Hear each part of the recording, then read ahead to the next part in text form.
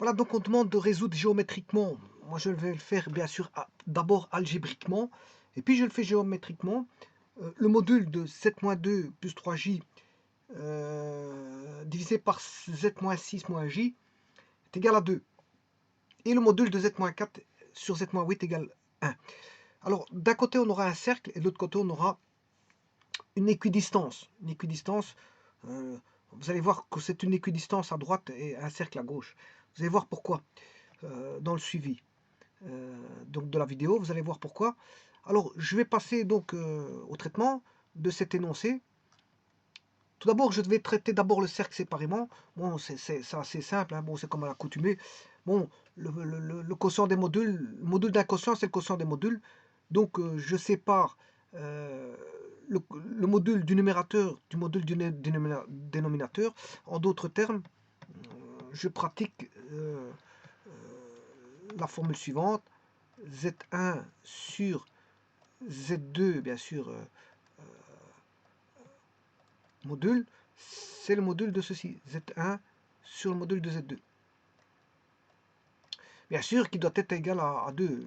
Alors le module est toujours un réel positif, hein, ou nul, il peut être nul, mais bon, ici, il n'est pas nul, il vaut 2. Donc je pratique ceci, je prends donc le numérateur, j'en prends son module, et je prends le dénominateur, je sépare, je décortique numérateur et dénominateur, et le dénominateur, je le fais passer à droite, dans le membre de droite. Donc ce qui veut dire, vous retrouvez le numérateur dans le membre de gauche, et vous retrouvez le dénominateur dans le membre de droite. Bien sûr, multiplié par 2. À partir de là, qu'est-ce que je fais? Je vais chercher le module. Le module, c'est la somme des carrés, racine carrée. Donc ici, je fais la même chose. On a racine carrée de la somme des carrés. Et bien sûr, on a un 2, bien sûr, là, racine carrée. Mais après, j'élimine la racine carrée en prenant le carré dans chaque membre. Donc, au bout du compte, 2 devient 4. 2 au carré devient 4. Et on n'a plus de racine carrée dans le membre de gauche ni dans le membre de droite. Voilà, et vous avez la seconde ligne. La troisième ligne, je traite voilà, les carrés. Je fais pratique les formules de produit remarquable, différence et somme de carrés. Alors, x-2 au carré, c'est x carré moins 4x plus 4. Y plus 3 au carré, c'est y carré plus 6y plus 9, est égal à 4 fois 6x moins 6 au carré plus y moins 1 au carré. Ça fait x carré moins 12x plus 36 et plus y carré moins 2y plus 1. Je fais passer tous les x carrés à gauche. On aura x carré moins 4x carré, ça fait moins 3x carré. Y carré moins 4y carré, c'est moins 3y carré. Moins 4x moins 4 fois moins 12x, 4 fois moins 12x, c'est moins 48x, il passe à gauche, ça fait plus 48x. Mais 48x moins 4x, ça fait 44x. Voilà, ça c'est terminé pour les x. Je traite les y. 6y à gauche, et à droite, on en a moins 2 fois 4, ce qui fait moins 8. Il passe à droite, à gauche, enfin, il passe à gauche, ouais. Moins 8y, il devient plus 8y. Comme on avait déjà 6y, il fait 14y. Et maintenant, je m'occupe des nombres. 4 plus 9, ça fait 13. Et je fais 4 fois 36 que je multiplierai par après. Bon, je garde ça comme ça. 4 fois 36 et ça fait 72 fois 2, ce qui fait 144. Voilà, mais bon, moins 4 parce qu'on a encore une fois 4, qui est le dernier terme. Dernier terme, fois 4, ça fait 4, mais comme il passe dans le membre de gauche, ça fait moins 4. Bon, je recopie la suite. J'ai moins 3x carré, bon, ça donne moins 3x carré, moins 3y carré, plus 44x, plus 14y, égale 135. Je fais le calcul des valeurs et que je mets à droite, ça fait 135. Je divise tout par moins 3, donc les signes changent, on a moins, on a un plus, moins on a un plus on a un moins, plus on a un moins, et plus devient un moins. Ce qu'il y a, on divise tout par 3, donc on a x carré plus y carré, moins 44 tiers de x, plus moins 14 tiers, égale moins 135 tiers. Ne rien oublier de diviser tout par 3. Ne pas oublier un terme à diviser par 3. Ensuite, je pratique bon, je trouve un produit remarquable avec x carré et moins 44 tiers de x, j'en ferai un produit remarquable qui est 2 fois 44 sixièmes de x, et le carré est ici. Donc, je l'ai rajouté, je dois l'enlever, moins 44 sixièmes au carré, mais que je passe dans le membre de droite qui devient plus 44 sixièmes au carré. Alors, j'ai fait la même chose avec y carré. Y carré moins 14 sixièmes, ben, je fais x2 au dénominateur, ce qui fait 14, enfin, j'ai 14 tiers. Je fais x2 pour avoir 14 sixièmes. Comme ça, le double produit me donne 14 tiers. Donc, on a bien moins 14 tiers. Alors, comme on n'avait pas, on a 14 tiers, mais j'ai introduit 14 tiers, j'ai introduit son carré. Le carré des Y, il est déjà là, il n'y a pas de problème, il n'y a rien à faire là-dessus. Donc 14 sixièmes au carré, mais comme il n'était pas là, ici, je dois l'enlever. Mais comme il passe dans le membre de droite, il devient plus 14 sixièmes au carré. Voilà. Et on retrouve le moins 135 tiers qui est ici. Bon. Ce qui veut dire que là, on a un rayon de x moins 44 sixièmes au carré, plus y moins 14 sixièmes au carré, égale moins 135 tiers, plus 44 sixièmes, plus 14 sixièmes au carré. Et je vais sur GeoGebra et je trace ce cercle. Donc, je vous avais bien dit que c'était un cercle. Donc, voilà ce cercle. Il est dessiné, hein, x moins 44 sixièmes, plus y moins 14 sixièmes, moins 135 tiers, plus 44 sixièmes. Et ça, c'est le rayon carré. Donc, vous pouvez avoir le rayon. Hein. C'est la racine carrée de r carré que vous avez là. Bon. Mais lui, il dessine le cercle. On a le centre, qui est 44 sixièmes et 14 sixièmes. Voilà, et le rayon, vous l'avez là, c'est moins 135 tiers plus 44 sixièmes au carré plus 14 sixièmes au carré qu'il faut calculer. Ça, c'est le rayon carré, mais pour avoir le rayon, il faut faire la racine carrée de ce nombre-là et vous aurez voilà, la racine carrée. Voilà, vous aurez le rayon. Donc, on a le centre est défini et le rayon est défini. Voilà.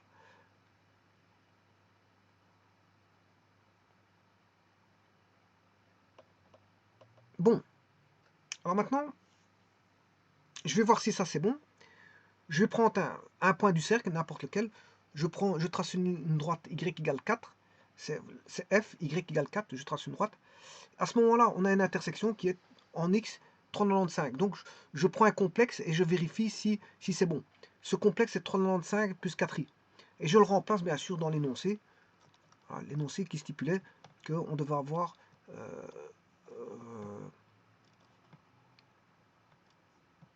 un complexe quelconque que je viens de prendre. Hein, j'ai pris un complexe quelconque qui était sur le cercle. Et ça doit vérifier ceci. Hein. Ce complexe-là doit vérifier. Voilà. Ce complexe, qu'est-ce que c'est? Ben, c'est le z. C'est le z que vous avez là. Donc j'en prends un quelconque. Je vais faire moins 2 plus 3. Je vais en calculer son module séparément. Ensuite, je vais reprendre toujours ce même complexe qui est sur le cercle. Je vais faire z moins 6 moins j. Je vais calculer son module. Et puis, je vais faire le rapport des modules. Et normalement, je devrais trouver 2. Ah ben, c'est ce que je fais ici. 395 plus 4i. Ben, je calcule z1 qui est 395 plus 4i. J'ai pris y égale 4. Hein, par une intersection, hein, j'étais chercher le x. Donc j'ai x plus yj. Je fais z-2 plus 3j. Je trouve 727. Et je fais la même chose avec le dénominateur. Ça, c'est le numérateur. Ah, c'est le numérateur. Je fais avec la même chose avec le dénominateur. Z1 moins 6 moins i. Voilà, je trouve 363. Et si je fais a sur b, j'ai 2. Donc c'est bon. Et je peux prendre un autre complexe. Hein. Je peux essayer avec un autre complexe. Hein. Voilà, mais pour autant qu'il appartienne au cercle. Je peux en faire un autre. Et vous allez voir que ça va donner quand même 2. Bon. Je prends une intersection. Regardez bien. L'intersection avec y égale... je sais pas, je vais prendre y égale 1. Voilà. J'ai un A qui est 381A. Donc là, le X il vaut 381. Et le Y il vaudra 1. Alors, je fais le rapport des modules. Vous voyez qu'il vaut toujours 2. A sur B vaut toujours 2. Donc c'est bon. Tout point du cercle va vérifier voilà, le rapport que je vous ai montré. Bon, le rapport des modules. Donc c'est un cercle. C'est un cercle. Bon, maintenant, allons voir la seconde équation. Qu'est-ce qu'elle dit? Là, c'est z-4 sur z-8 égale 1.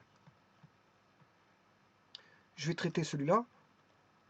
Voilà. Donc, je fais comme j'ai fait tout à l'heure, z1 sur z2 module. Ça fait, c'est égal à module de z1 sur le module de z2 qui est égal à 1. Mais ici, c'est une particularité. Quand vous avez 1 ici, quand celui-là va aller à droite, c'est ce que je fais ici. Et alors là on a une équidistance. Ça veut dire que tous les lieux de Z, on a une équidistance entre de, de 4 et de 8 si vous voulez. Le complexe est une équidistance entre 4 et 8. Z est une équidistance entre 4 et 8. 4 et 8. Donc autant dire qu'elle va se placer, c'est une droite qui se situe au milieu de la droite x égale 4 et x égale 8. Ça veut dire qu'on aura x égale 6. On aura x égale 6. Bon, ben, je calcule quand même malgré tout. Je fais x moins 4 au carré plus y carré. Je calcule le module à gauche et le module à droite, x moins 8 au carré plus y carré. Je développe le carré, x carré moins 8x plus 16 égale x carré moins 16x plus 64. Je ramène tous les x carrés se simplifient, bien sûr, il n'y aura plus d'x carré. Et on aura moins 8x plus 16x. Et dans le monde de droite, on aura 64 moins 16. Donc ce qui va donner moins 8x plus 16x, qui fait 8x. Et 64 moins 16 fait 48, donc x égale 6. Voilà, donc les équations, bien sûr, on demande le lieu pour qu'on ait les deux. Donc le complexe appartienne au cercle ici, voilà, appartiennent au cercle qui vérifie, les complexes qui appartiennent, les Z qui appartiennent au cercle qui vérifie, voilà, le rapport des modules ici égale à 2. Voilà. Mais on demande aussi que, que le complexe soit à équidistance, voilà, de 4 et 8. Donc ça c'est une droite, vous avez compris que c'est une droite. En fait c'est ce que vous avez là, ça c'est une droite. Ça c'est l'équation d'une droite particulière qui est x égale 6, c'est une droite constante, hein, et l'équation d'un cercle. Donc qu'est-ce que je vais faire pour résoudre l'équation du cercle et de la droite? Pour avoir l'intersection, bien sûr vous aurez deux points d'intersection ici dans ce cas-ci. Hein. On peut avoir 0 point, 1 point ou 2 points. 1 point c'est une tangence, 0 point c'est qu'il n'y a pas d'intersection, et 2 points c'est qu'il y a deux intersections. Mais ici, il y aura sûrement 2 points d'intersection, parce que c'est ce qui est demandé ici, de chercher quelque chose, ben, il faudra bien trouver quelque chose. On n'aura pas de point de tangence ici, c'est 2 points. Alors le 6 ici, qu'est-ce que je fais? Je vais le mettre dans l'équation, 6 ici, et puis je vais chercher les y. Voilà, il y en aura 2. Comment? Ben, voilà, j'ai x moins 44 sixième au carré. Je remplace x par 6 et je fais tout passer là. Donc on n'a que des nombres, si vous voulez, on n'a que des nombres. Alors après, qu'est-ce que je fais? Je prends la racine carrée. À ce moment, ça donne plus ou moins. Mais il va rester moins 14 plus 14 sixième. Donc j'enlève le carré en prenant la racine carrée de ceci. Voilà. Là, on aura plus ou moins. Et puis, bon, quand on n'a plus, il restera 14 sixième, moins 14 sixième. Il passe dans le nombre de droit, il va donner 14 sixième. Bon, et ça, je le calcule, bien sûr, avec GeoGebra pour trouver les Y. Et il y en aura deux parce qu'il y a plus ou moins.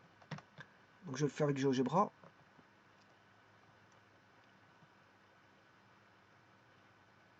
Voilà. Je calcule, vous voyez, c'est le E. Le E, c'est tout ce qui va se trouver dans la racine carrée. Moins 135. Comment j'ai fait ça? J'ai fait une copie, bien sûr, voilà, de la partie droite ici.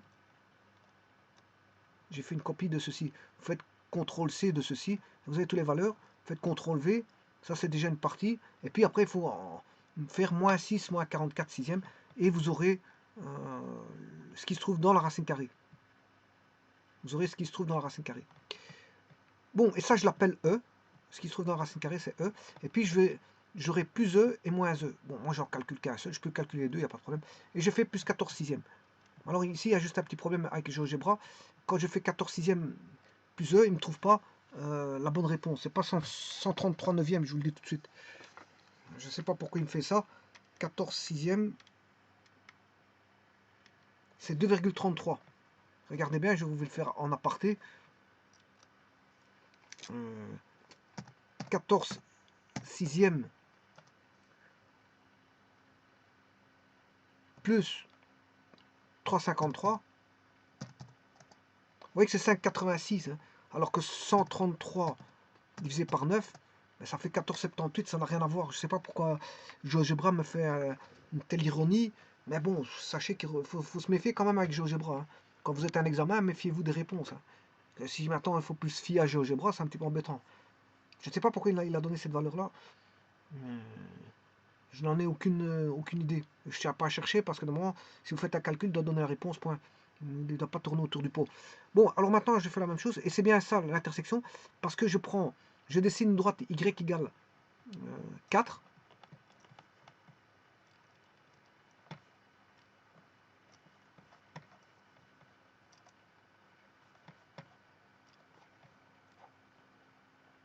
Voilà. Je dessine une droite x égale 4. Voilà. Je dessine la droite x égale 8 et je dessine la droite x égale 6. Vous voyez qu'on est bien à mi-distance, hein, à équidistance entre la droite x égale 4, tout complexe, voilà. Et l'intersection, ben, vous aurez compris que l'intersection, c'est le point B et C.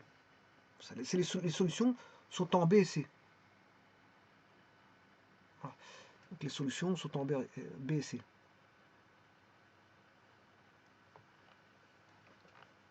Bon, et les solutions, comment je fais? Ben, je trace une droite x égale 6 et je vais chercher le point BC qui vaut 6,586 et 6,-1,19. 6 parce que c'est x égale 6. Il faut chercher juste le y, l'intersection y avec le cercle. Bon, mais j'ai déjà le 5,86. Hein.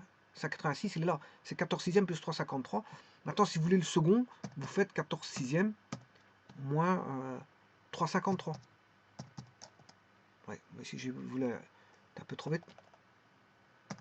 14 sixièmes plus, enfin, moins 3,53.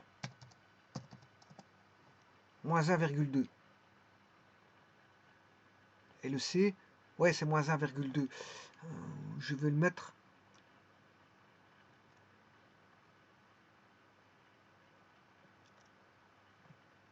4 décimales. Voilà. 4,30 moins 4,39.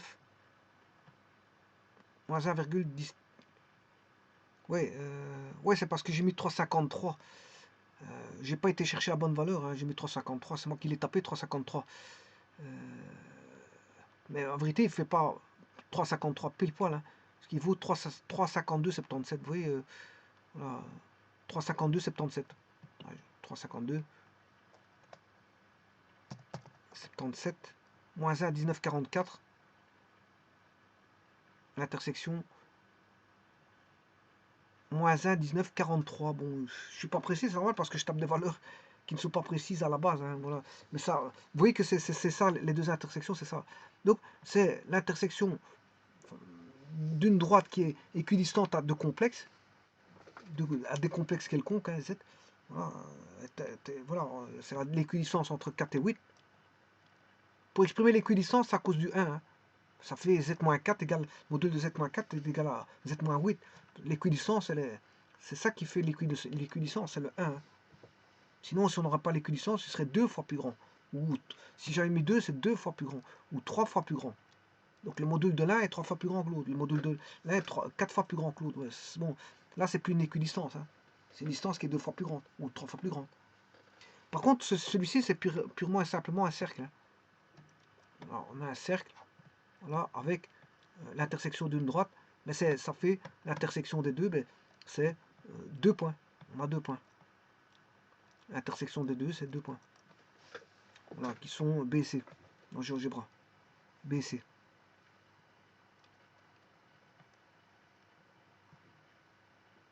Voilà, je vous remercie.